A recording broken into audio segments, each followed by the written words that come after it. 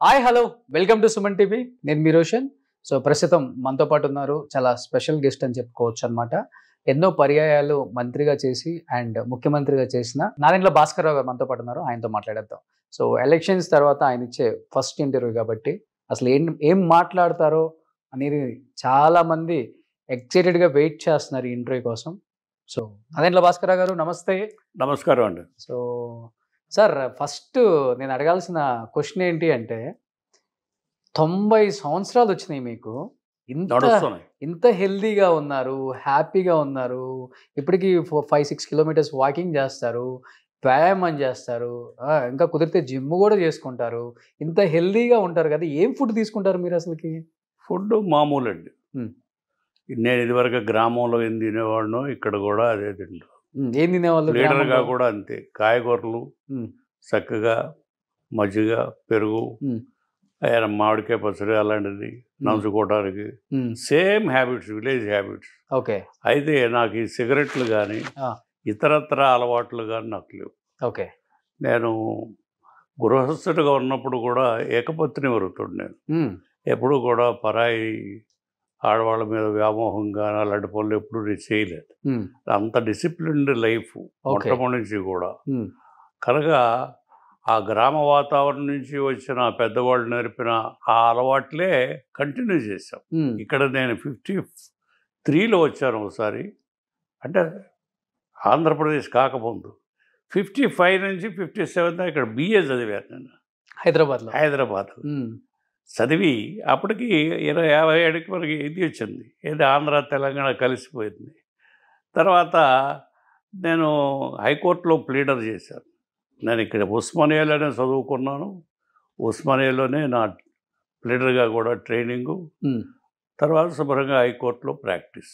Okay. మా మామగారు కూడా బ్యారిస్టర్, డాక్టర్ వాసిరెడ్డి వెంకయ్య చౌదరి. అయితే ఆయన దగ్గర నేను ప్రాక్టీస్ చేయలే.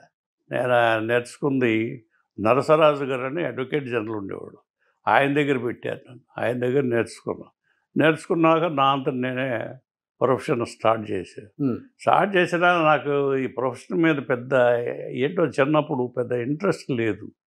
దాంతో ఉద్యోగం కోసం వెంపర్లాడుతూ నా మిత్రులతో కొంత సహకారం తీసుకుని ఢిల్లీలో అక్కడ ప్రయత్నం చేసి, ఆ ఢిల్లీ వెళ్ళినప్పుడు చాలామంది పెద్దవాళ్ళతో పరిచయం అయింది, పెద్దవాళ్ళందరితో. అది కొంత యూత్ కాంగ్రెస్ అని ఒకటి కొంత ఇవన్నీ యాడ్ చేసి, అప్పుడు నేను వెళ్ళినప్పుడు 64లో నెహ్రూ గారు చనిపోతే నా మిత్రుడు ఒకడు కృష్ణమేనకి బాగా ఫ్రెండ్, కృష్ణమేన బ్రతికే ఉన్నాడు అప్పుడు. కృష్ణమేన ఆయన చనిపోయాయా నెహ్రూ ఇప్పుడే తెల్లారే అని చెప్తే మేమంతా వెళ్ళాం అక్కడ. అట్లా అక్కడ కృపలాని గారు మేము కొద్ది మందే ఉన్నారు అప్పుడు. ఆ రోజుల్లో పెద్ద జనం వచ్చేవాళ్ళు కాదు, ఎందుకంటే ఇవన్నీ లేవు అప్పుడు, జనానికి తొందరగా తెలియదు. ఓకే. మేము అక్కడ 10 దాకా ఉన్నాం, ఎవరు పెద్ద రాలా. ఎప్పుడో ఇక అప్పుడు రేడియోలో చెప్పేవాళ్ళు, చెప్తే కూడా సాయంత్రం ఎప్పుడు వచ్చి. అంటే ఇప్పుడు రాజకీయాల్లోకి రాకముందు ఓకే సార్, అంటే మీరు హెల్దీగా ఉన్నారు, తీసుకుంటున్నారు. బట్ రాజకీయాల్లోకి వచ్చిన తర్వాత ఆ టెన్షన్సే వేరు కదా. అప్పుడు కూడా టెన్షన్స్ ఉన్నా ఏం చేసా, నా ఫుడ్ హ్యాబిట్స్ మారేవి కాదు. ఈ మామూలుగా బాడీ హ్యాబిట్స్ కూడా ఎప్పుడు మార్చుకోవాలి. మెంటల్ టెన్షన్ ఉంటుంది, బాగా ఉండింది, అందులో డౌటే లేదు. ఎన్ని అవస్థలు పెట్టారు, ఎమ్మెల్యేలు ఎత్తుకుపోవటం, నానా బాధపడ్డానుగా. అయినా పెద్ద పట్టించుకునేవాడు కాదు, నిద్రపోయేవాడు, అందులో కొట్టుకుపోయేది. ఓకే. నిద్రపోయేవాడు. షుగర్ బీపీ రెండు ఉండవు మీకు? షుగర్ అంటే అప్పుడు లేదు, కానీ ఇప్పుడు ఏజ్ కదా వస్తే షుగర్ వచ్చింది కొంచెం. ఓకే. ఇప్పుడు మీకు 90 సంవత్సరాలు కదా నాదెండ్ల భాస్కర్ రావు గారు, వాకింగ్ ఎన్ని కిలోమీటర్స్ చేస్తారు డైలీ? 4 కిలోమీటర్లు డైలీ. ఓకే. Non stop. అంటే అక్కడ తోటలో అక్కడక్కడ డాములు ఉంటాయి, ఎప్పుడైనా కావాలంటే ఆగి మంచినీళ్ళు తాగటం, కబుర్లు చెప్పుకోవటం, వాళ్ళు కలుస్తారు కదా, కూర్చుంటాం. ఓకే. అందరూ మీ ఫస్ట్ కలవగానే మీ హెల్త్ సీక్రెట్ అడుగుతారు కదా? అదే సహజం. They are happy in a way. Friends అంతా ఈ ఏజ్లో కూడా ఆయన అట్టు నడుస్తున్నాడు అది ఇది అనుకుంటూ ఉంటారు. ఓకే. ఇదే మామూలు. నడవటం కూడా చాలా ఫాస్ట్గా నడుస్తారు. అవును. కనుక అది హ్యాబిట్స్ వల్ల వచ్చింది. నేనేమి బాడీ వరకు నేను ఎప్పుడు పిచ్చి పనులు ఎప్పుడు చేయలేదు. ఈ మధ్య ఒక పేషెంట్ చూశాను, ఆ శిష్యుడు ఎన్ని జబ్బులో చెప్పడానికి లేదు. ఆడ దుంపదే కానీ ఈ దుంపదే కానీ ఏందిరా ఇది, ఈ జబ్బులు ఏంటిరా, నడుము పోయింది, ఇది పోయింది, హార్ట్ పోయింది, ఇంకేయో పోని డాక్టర్ని అడిగితే కష్టం సార్, మల్టిపుల్ అన్నారు. ఏమిటి వీడు దుంపదగా ఎంగేజ్ కదా అంటే, అంతే చెప్పలేమన్నాడు. మల్టిపుల్ అన్నాడు. అంతే 1 day 2 days ఉన్నాడు, పోయాడు. నాన్ వెజ్ తింటారా మీరు? నాన్ వెజ్ చాలా తక్కువ, నెలకు ఒక్కసారో 2 సార్లు అంతే. అది కూడా నాకు ఇష్టతగా తిన్నాం, తెప్పిస్తారు. ఎక్కువ ఆకుకూరలు తింటారు? అన్ని కూరగాయలే నాకు పెడతారు, అదే ఇష్టం నాకు. సూపర్. అంత ఫుడ్ మంచి హ్యాబిట్స్ ఉండబట్టి మీకు 90 years వచ్చినా కానీ ఇప్పటికి యంగ్గా కూరగాయలు ఫ్రిడ్జ్లో నుంచి తీసిన యాపిల్ పండులాగా ఉంటారు. సాంబారు, మామూలు పెరుగు, పచ్చి మామిడికాయ పచ్చడి, ఆ పప్పు, అయ్యా ఆ ఊళ్ళల్లో తిన్నాయే నాకు అలవాటు. అయ్యంటే చాలా ఇష్టం. గోంగూర పచ్చడి, మామిడికాయ పచ్చడి అలాంటి. సో మీ జీన్స్ ఎవరికి వచ్చింది? మీ పిల్లలకి, మనోహర్ గారికా అంటే అబ్బాయికా?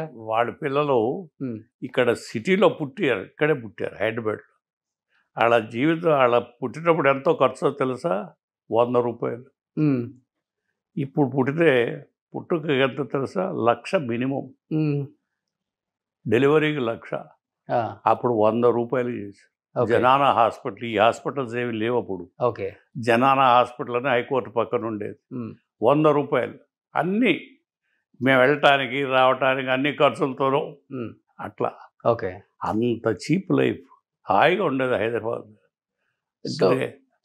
బస్కా కిరాయి దేవు సాబ్, రిక్షా పడిపోం, బస్సులో వెళ్దా. అది కూడా హాలీ కల్దార్ అని ఉండేది. హాలీ అంటే ముస్లిం రూపాయలు, కల్దార్ అంటే మన ఇంగ్లీష్ రూపాయలు. కల్దార్ ఇవ్వని అడిగేవాడు పాపం. అలా ఆ రోజులు వేరు. ఒక్క కారు లేదు ఇప్పుడు. నైజాం కార్లు తప్ప నేను ఎప్పుడు చూడలేదు. నైజాం కార్లు తప్ప హైదరాబాద్లో ఇంకేమీ లేవు. మీరు కొన్న ఫస్ట్ కార్ ఏంటి? నేను ప్లీడర్గా ఒకరోజు 35 రిట్ పిటిషన్స్ వేశాను. ఆ రిట్ పిటిషన్స్ వచ్చిన డబ్బుతో సుందరం మోటార్స్ పంపి కార్ తెప్పించాను. ఫస్ట్ కార్ అది. రాజకీయాల్లోకి వచ్చిన తర్వాత రాజకీయాలు వచ్చిన కార్లే చెత్త అంతా గవర్నమెంట్ మారిని, నా నేను మారిని. బట్ ప్లీడర్గా ఫస్ట్ అది 35 రిట్ పిటిషన్ వేశాను. పిచ్చి డబ్బు కార్ తెప్పించాను.